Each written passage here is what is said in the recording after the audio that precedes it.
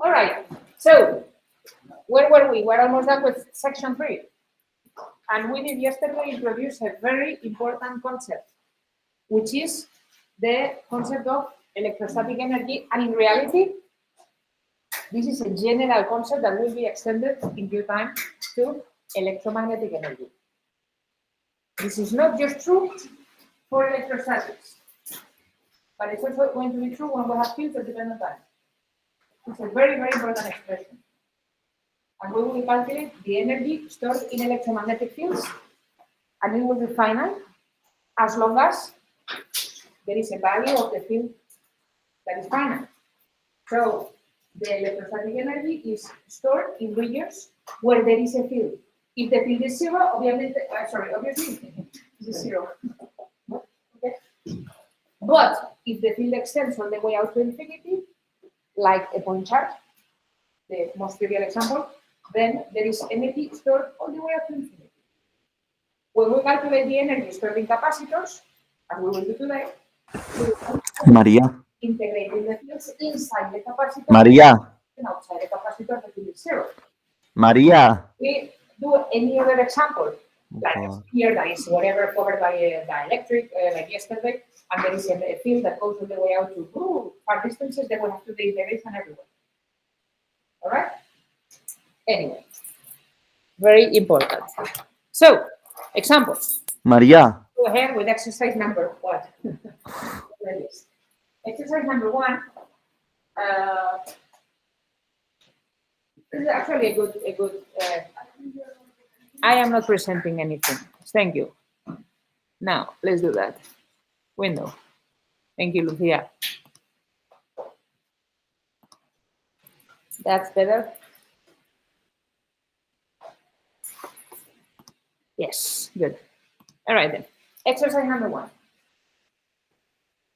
It's actually a relatively easy exercise from the point of view that it's just one capacitor. It's a parallel plate capacitor. It's filled with only one dielectric, so there are no interfaces or anything like that. It's going to be an inhomogeneous dielectric. This is true, but we have to calculate everything. So it's a good exercise to pretty much summarize everything and catch up. Okay? It says a parallel plate capacitor is made of rectangular plates of surface area S, right? Separated by a distance d. It doesn't say, but every single time we have a parallel plate capacitor, we assume that the size of the lateral size of the plates is much larger than d. So we will assume that these are like two infinite planes, and there is an homogeneous field inside, and there is no field outside. So this capacitor is filled with a dielectric, only one, right? Of permittivity I have here. Epsilon naught times 1 plus x over d. X, technique. X is going to be the distance between the plates, perpendicular, the axis perpendicular to the plates. So this is a material that does not polarize in an homogeneous fashion. Okay? It's whatever its composition, its chemistry is such, maybe it's an alloy, a mixture of materials that is graded from something to something else, and then it polarizes much easily in one end and in the other one. All right? So that x equals 0, pretty much.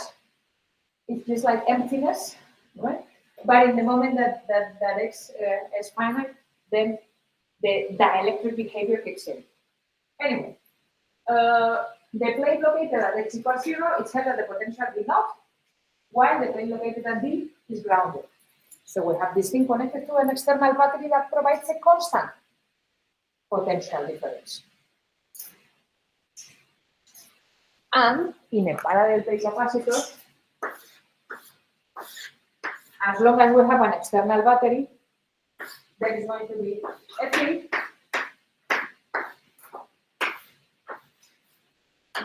that is, we know the value, we know already. All right. Anyhow, fine.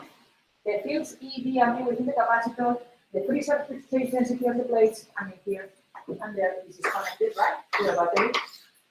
And then the bound charge density is dielectric.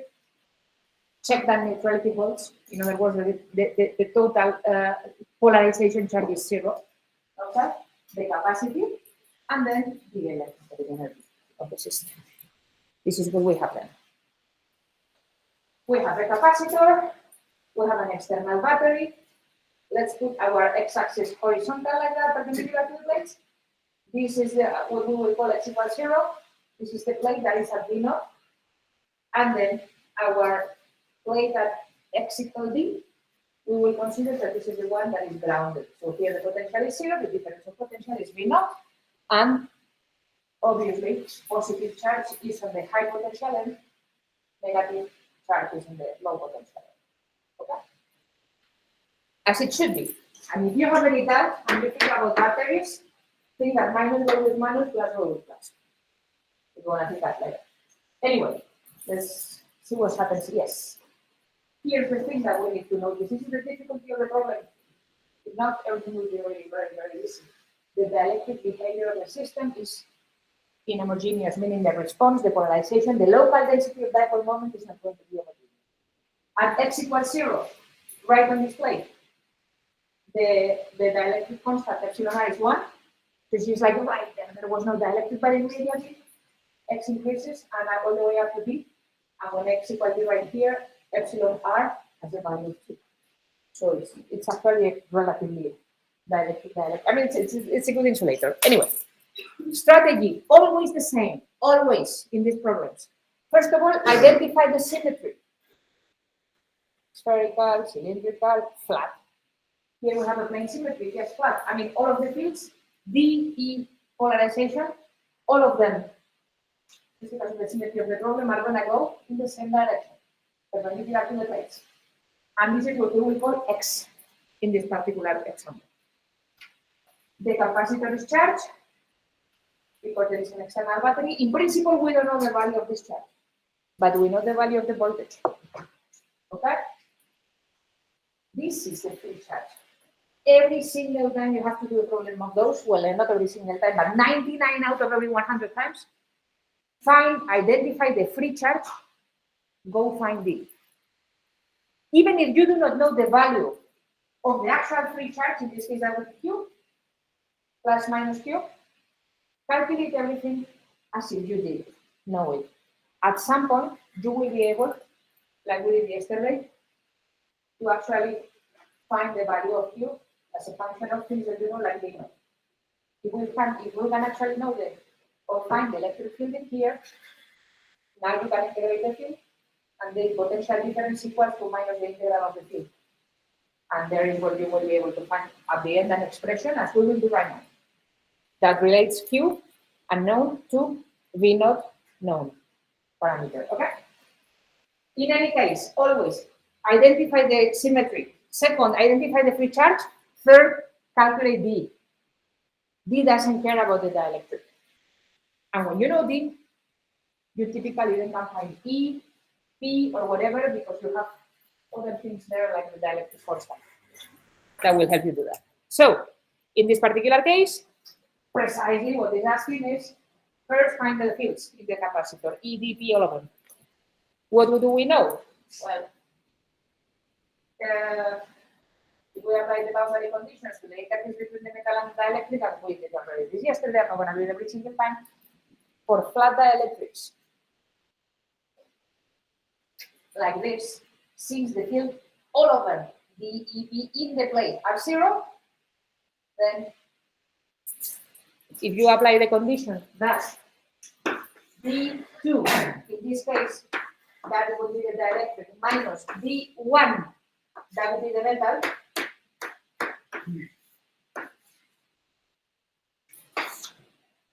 always in a flat capacitor, D equals the free charge on the plates.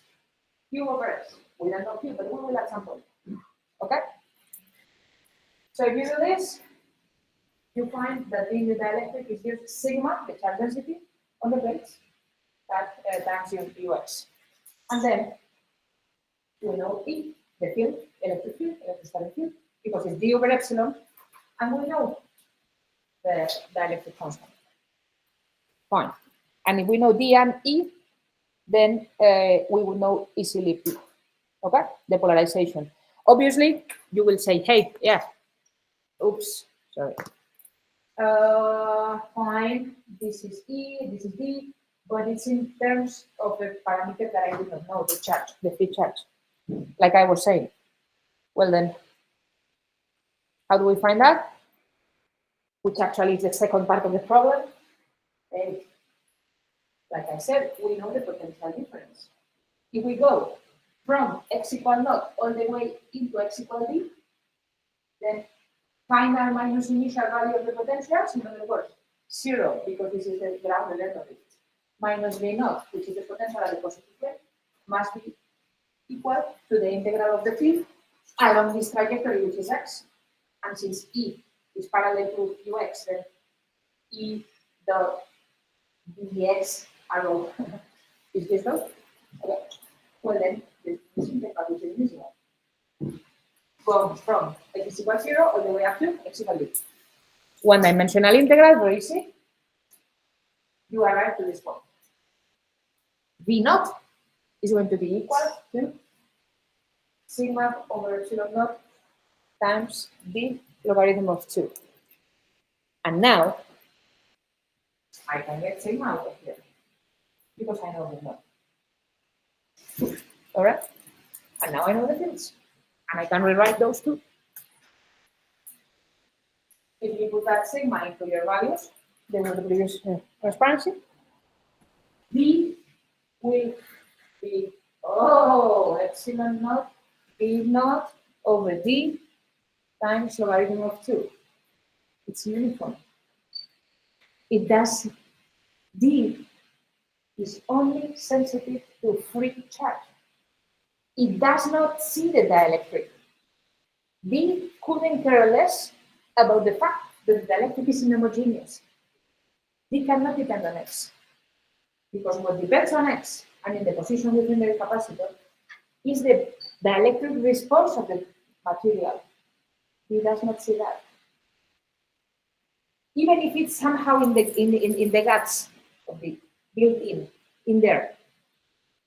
But at the end of the day, when you get the expression, you get this homogeneous state. Okay.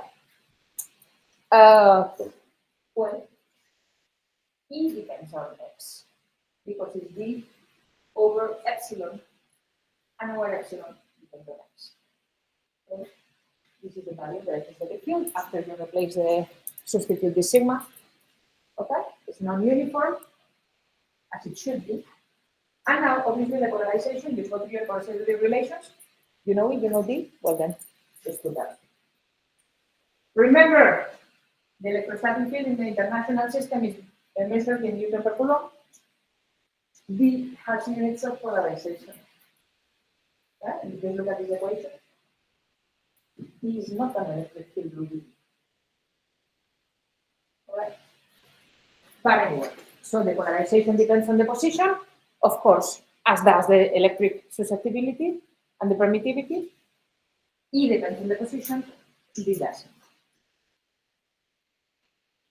By the way, question. Yes.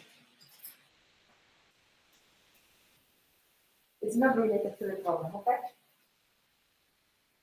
But let's see what you say. If we have a flat capacitor charged with some whatever positive negative charge, we have arrived to the conclusion that the D field inside has a modulus equal to the free charge density of the plates. And this is always true, regardless of whether the capacitor is empty, it's full, it has a ham and cheese sandwich in it, or an ice cream, or whatever. Butterflies, I don't care. Okay? D in a flat capacitor is always equal to 0. Okay?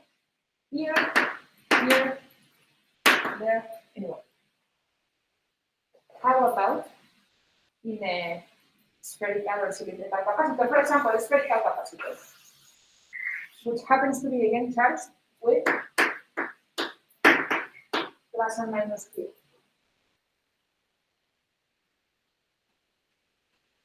Which is the value of D. Obviously, it will be radial, okay? That's fine. Is the modulus of D equal to sigma in a non-flat capacitor?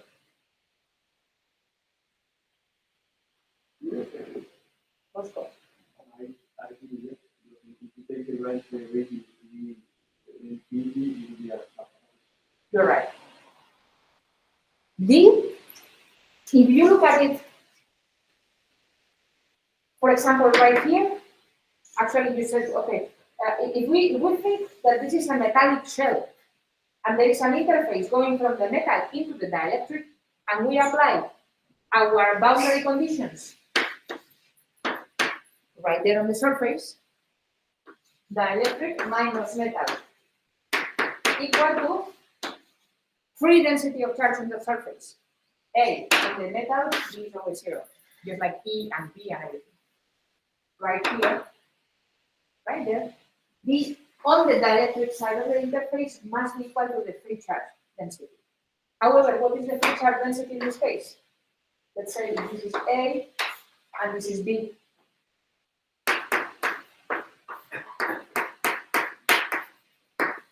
Right? The free density on the inner shell is Q over 4 pi A squared, the surface of the sphere. The value of B right here is this. It is on this point, R equal A. However, if we go right there and we do the same, and in this particular case we go from the dielectric into the metal, and now I have the same expression, but the other way around, final minus initial, sorry, just equals the free charge density right there here.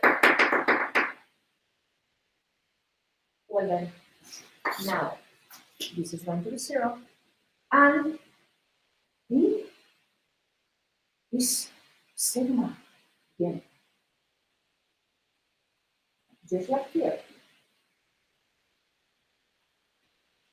Wait a minute. This is not a flat capacitor. The fields are not homogeneous inside, they actually depend on the radial coordinate because of the spherical symmetry. How is it possible that B equals sigma here and sigma there? Well, actually, it should be minus sigma because that's the negative. Right? It will be a minus right there, but actually it's minus here too. How is it possible? If this is not homogeneous? Of course, sigma here is different.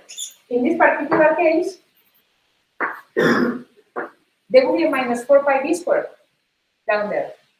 And as a matter of fact, as we have said already a number of times, do not forget, every single time we have spherical symmetry, what is the value of B?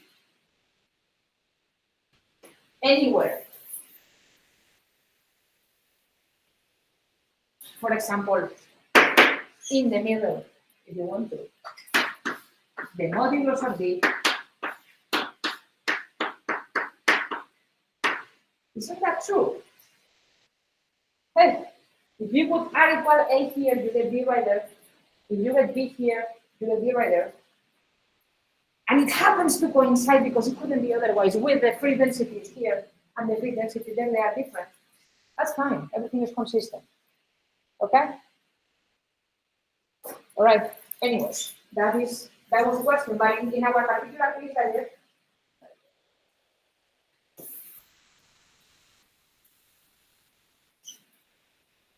In a flat capacitor, this is true. The modulus of this, the free charge density, and the negatives. All right? Regardless of whether it's empty, whether it's filled, I don't care.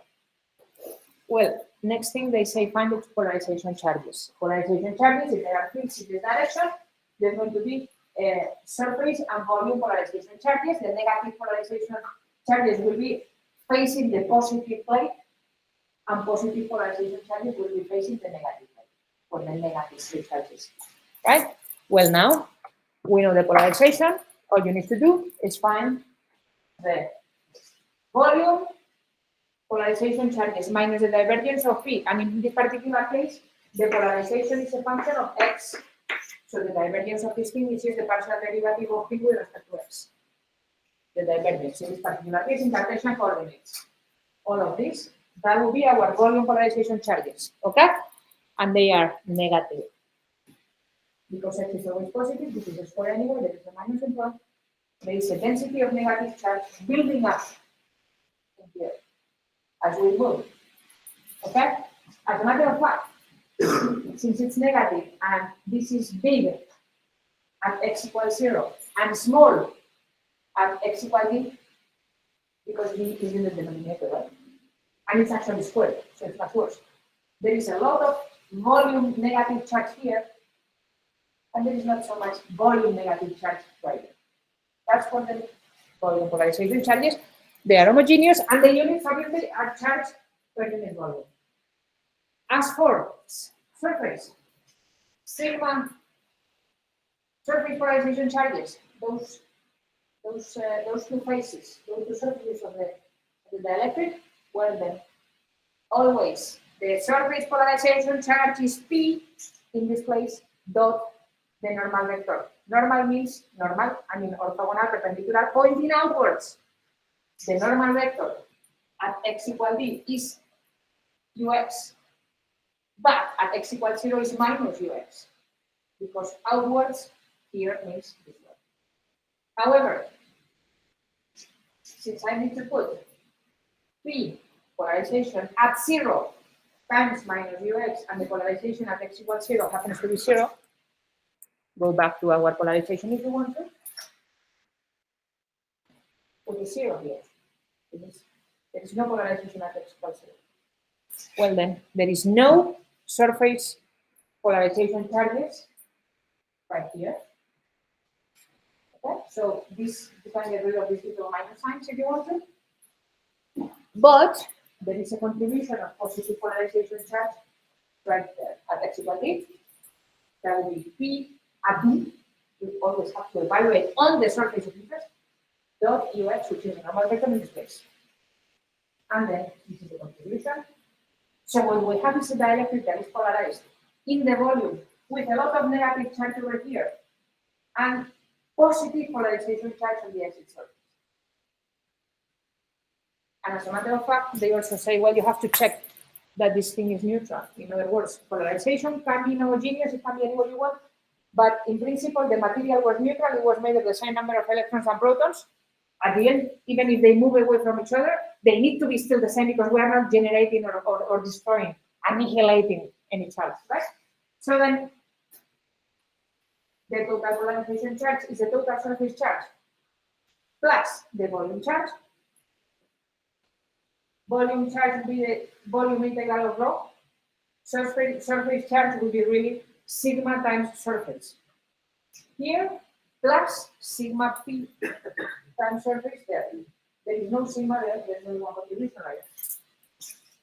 Well, on the exit surface, right here, sigma epsilon naught d naught 2d logarithm of 2 times surface, that is the surface positive contribution at this end, and then the negative charge polarization charge contribution comes from the volume polarization charges, so we need to put a minus rho dV. This is the volume differential in this particular case. A small volume would be like a flat slab, a very, very, very, very thin slice of the dielectric, and that would have a volume equal to S dx, right, thickness. And you do this integral from 0 all the way up to D. It's a very easy integral, and that is what you get. When you are calculating the net polarization charge and you arrive to the result that the net charge is 0, and you are in the exam, I see you, because I see you, and you are like, when you see people doing, that's when you know, hey, that this is that part of the exercise. Yeah, we see you in the exams, by the way. You think that the police is stupid, but the police is not so stupid. When people are actually, someone is getting out of the pocket, it's like you see them. Let's assume I'm not saying that. Anyway, I'm sorry. Capacity. Now, how is the capacity for the capacitor?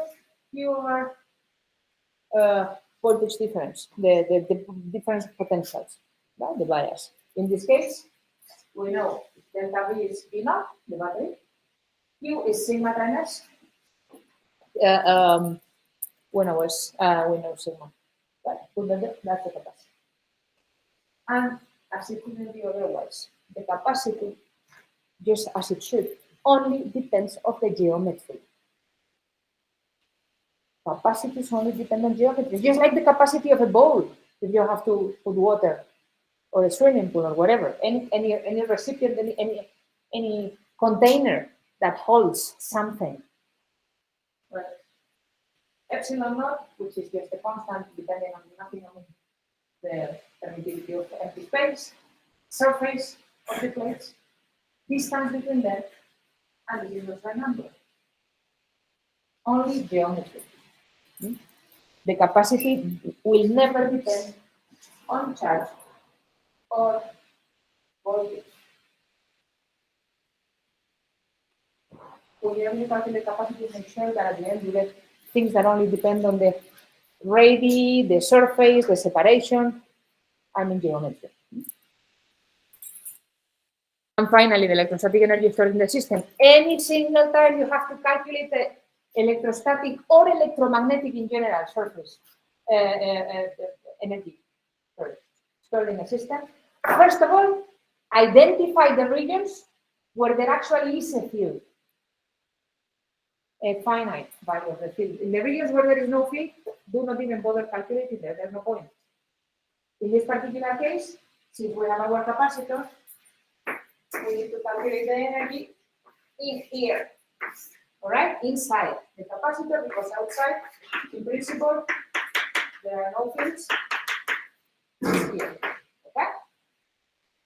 Well, then we can do E dot B in the region in between plates, right? The differential volume in this particular case, again, is just a little slice. Which volume? Dx times surface, just like before. And then I have to put there E and D, since they are parallel, this dot product becomes modulus of one times modulus the other one. E is homogeneous, it doesn't depend on X. E does, all right? You put those two in here, integrate from X equals 0 the way up to D, and again it's a various integral, and you arrive to that result. Doing the integral, surprise, surprise, if you have said, hey, I know the capacity, and I know the voltage between the two electrodes, can I use this formula for a capacitor? 1/2 of C times V squared. Yes. And you will get to the same result. And if you are in the exam and you do this, it's okay. Both ways you arrive to the same expression. Because you have a capacity there, just check. Okay? That's fine. If you know the capacity of a capacitor, the energy level is going to be like this. Fine. All right? These problems are, like we say in Spanish, sota caballo rey. It's no mystery. If you think a little bit ahead of time of what the results should be like, 90% of the times you actually know what the results should be like. And then you do it, calculate any way you want, get there. Oh, yes, I have it. Good. Oh, no. The speed of light is 3 times 10 to the 25 meters per, no. That cannot be right. Go back. Okay. As physicists, and even as mathematicians, but definitely as physicists, it's a very important thing that you develop your physical intuition. What is the order of magnitude of my response? I cannot get 1 million volts out of a system of batteries that have 12 volts, like the ones you buy in the store. I mean, just develop some sense of reality, of physical reality, intuition. That's it. You don't need to know exactly the result, but you more or less can imagine what should it more or less be like. This is definitely helpful for an exam. It's even so more helpful for real life. When you are working in a lab and you are running an experiment, for example, that nobody ever did before. And you arrive to something super, super, super, super amazing, and you submit it to nature or science, one of the big ones, right?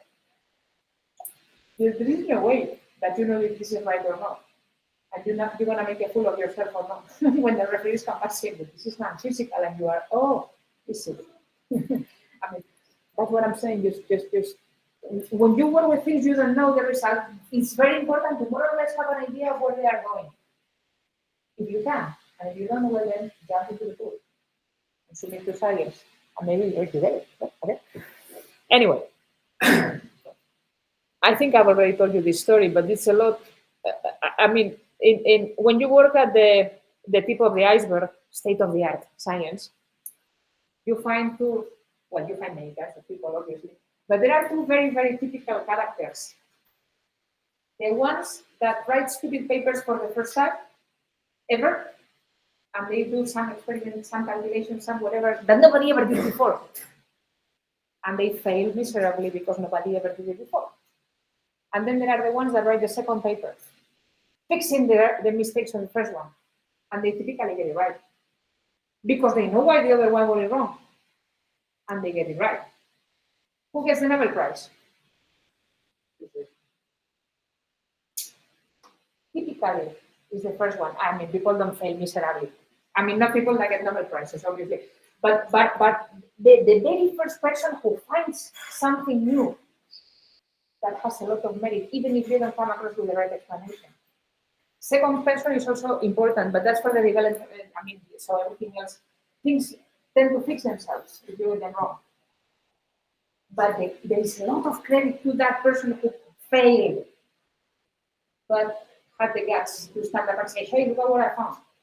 I don't get the explanation right, but I have the phenomenon. These are the ones who typically actually get the prize. Well, actually, what do I know? I'm not going to get a Nobel Prize anyway, but I never got one. Anyway, now back to class. Exercise number 3, okay? Let's have now a spherical capacitor, just to change things, made of two concentric conducting spheres of rate A and B, and then being the volume filled with an inhomogeneous dielectric with the electric permittivity that depends on the distance to the center. So this is it. Epsilon naught over 1 plus KR. So we have an inhomogeneous dielectric. Hey, it's isotropic, okay? Because if you rotate the sphere along the 3 directions of space, you see the same behavior.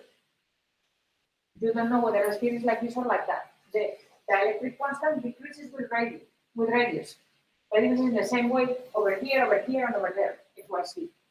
So we have a non-uniform isotropic dielectric, and this is okay in this class. We can have those things. Anyway, so our K is a constant, whatever value, and the inner sphere has a charge Q. I don't know, this should be positive, I guess. But forget about it. I'll look into that, that's not a big deal. The inner sphere has a charge Q, whereas the outer sphere is grounded. I mean, it should be positive, so that this doesn't go negative anyway. And then we have a negative dielectric constant. That's a very interesting physical object, but it's not a surgery from our plan right now. Anyway, forget about it. The inner sphere has a charge Q plus Q, whether the outer sphere is grounded. We need to calculate the displacement vector in the region, inside, the capacity of the device, the bound charge densities, blah, blah, blah, the electrostatic energy levels. First of all, what do we have here? We have a system where we have an isolated metallic sphere with a normal charge Q, positive. And we have a grounded metallic system outside. With or without dielectric, inside, this is a capacitor. Because in the moment, the potential is 0 here, and there is some charge in electrostatic equilibrium distributed on this metal is at some value of the potential which is finite and positive. I don't know the value, but it's finite. So there is a potential difference P at A minus 0. And this immediately becomes a system where there are fields radial because of the symmetry pointing outwards, right?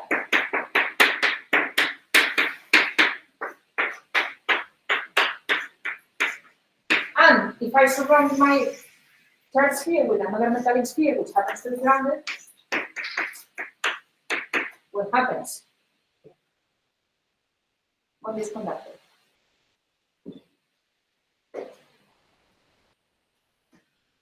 It's going to be uncharged. The inner side will have the opposite charge, and on the other side, There will be nothing. Okay, so there will be a minus Q on the inner side. So the electrostatic field does not penetrate the metal. And outside there is nothing because it's zero. So this is a capacitor, a spherical capacitor. Okay?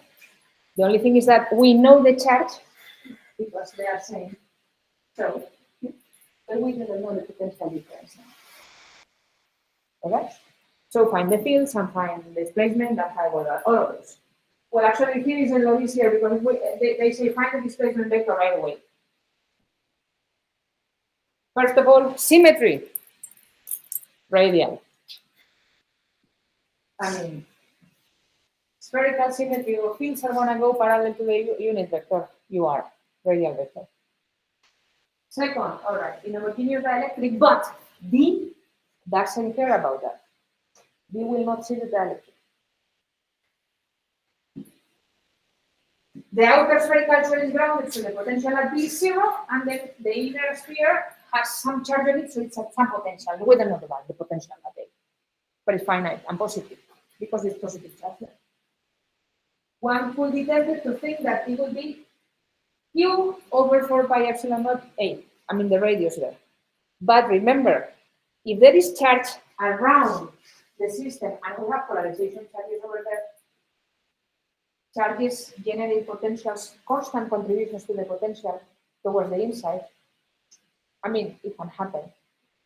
We should never assume that the potential at A is this.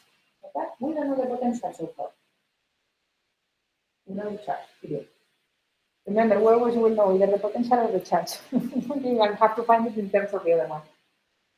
And then finally, well, what is the free charge here?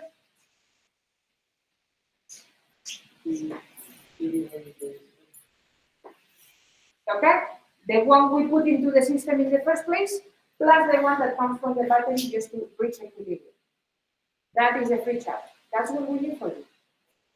And since the system has spherical symmetry, we'll apply your Gauss theorem to the sphere. And you will arrive to the result. Surprise, surprise, D is going to be free charge over 4 pi r squared. D is always equal to 4 pi, free charge over 4 pi r squared for a spherical distribution. Okay, where Q is the free charge inside the sphere of radius r. All right?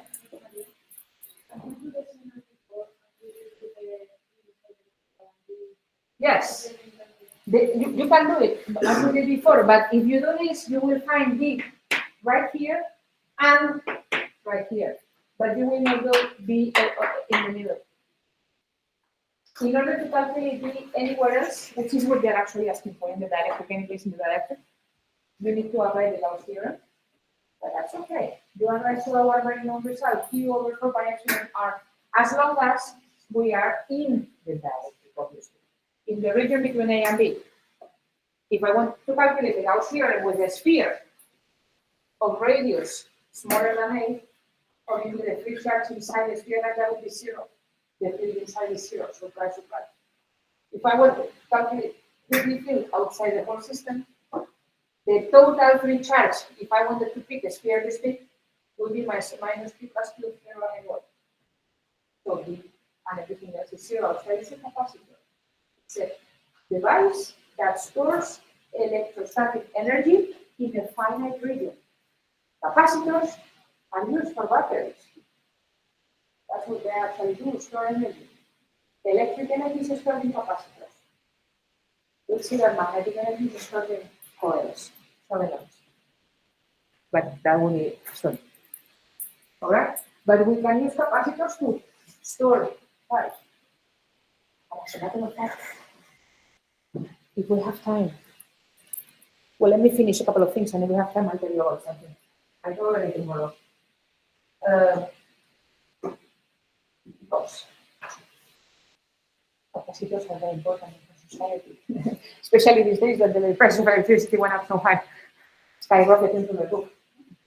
So anyway, let's finish it well, and then let's see if I have 10 minutes at the end of the class and show you something. We have D, fine. Now we have E, D over epsilon. We know epsilon, just put it there. You find your electric field inside the capacitor, that is it. The capacity, okay, it's always Q over the the difference of potential between the two electrodes, in this case, R equal B and R equal A. Now we know Q, but we don't know this. We know that the voltage at B is 0, that's the potential because it's grounded, but we don't know the value of the potential at A. We have to calculate it. Can we calculate it? Yes, of course. If we know the electric field, integrate it, go from some place into some other place. For example, if you want to go from A to B, or B to A, that will depend on the minus sign. Here I be going from B to A. Okay. And here going on the way in there. Alright? And then obviously the potential at A right here is grounded, so that will be 0. And the potential at B, I don't know it, but that's what I'm looking at here. Yes. This is okay as long as I have the right limits from B to A. From B to A. Final minus initial. Anyhow, with the capacity, if you screw up with the sign, it's not a big deal because at the end you have to put here the actual absolute value of the potential difference. So the capacity is very, very forgiving, unlike other physical quantities. Anyhow, put the field in there, the one that we just found, that is in general that is 62, and you arrive to this value for the potential at A. What if you apply the integrality theory amount? Well, The quantity was calculated. Then you would switch these two, but then you would also switch these two. So there will be 2 minus signs. It's not a big deal. Anyway, that would be the potential at A, and it's not Q over 4 pi epsilon not A, remember? It's not just the potential of an empty metallic sphere with nothing else. There are a lot of contributions here changing. Okay? Anyway, now the capacity will be just Q over that thing. Oh, so fine, so nice when things only depend on geometry. In this particular case, the radii, the inner and the outer radii, and constants. Now, it also says find the polarization charges. Well, you have D, you have E, find the polarization. Okay? It will be inhomogeneous, just like epsilon. Right? And now you can find the polarization charges, the volume polarization charge minus the divergence of P in spherical coordinates. Since P is radial, the divergence of P is 1 over R squared, derivative with respect to R of R squared times the polarization. Right? But that will be the result. You have positive polarization charges larger near A, smaller near B, because the distance is in the denominator, so this is big when R is small. And then the surface polarization charges negative inside, facing the positive charge, and then positive outside facing the negative. Right?